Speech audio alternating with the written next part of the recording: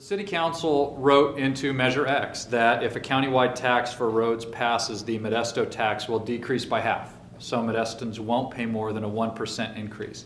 Is or is this not a reasonable compromise for taxpayers? Still a tax. Not only that, it's an admission they don't need 13,000 or million.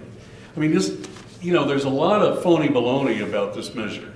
And if you really read the ordinance and the data involved in this thing, how can somebody say we need 10 million, we want 26, but we'll be happy to give away 13 of that?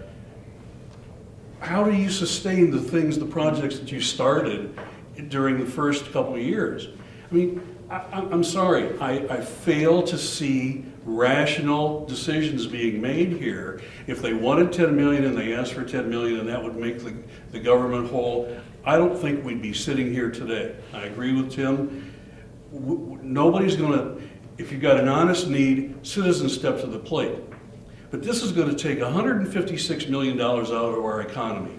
That's, if an average car sold in Modesto is a $30,000 car, that's 5,200 cars that won't be sold in the city of Modesto in the next 6 years. I would like to hear a justification between the apparent need, the stated need, and the obvious want between 10 and $26 million a year. Excuse me. Thank you. I have watched the slow decline of municipal revenue over the years, and nobody has ever said, these are the good old days. But we used to get revenue sharing from the federal government, then there was redevelopment money, which is no longer. There have been a whole series of decisions that have been made that have changed the financial structure of local government, including Prop 13 and so on and so forth. And at some point, I really worry that we have to be willing to pay for the services that we get.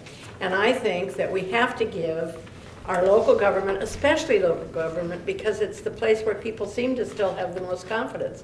They don't like what's happening in Washington. They don't trust Sacramento. They're not too sure about the city council, but by gosh, we can talk to our council members and our mayor all the time. So why do we continue to think that we're going to somehow punish them for decisions that they have made in the past that we don't like by continuing this slow decline of revenue and this starving to death of municipal services? I think we need to give them resources and hold them accountable for them.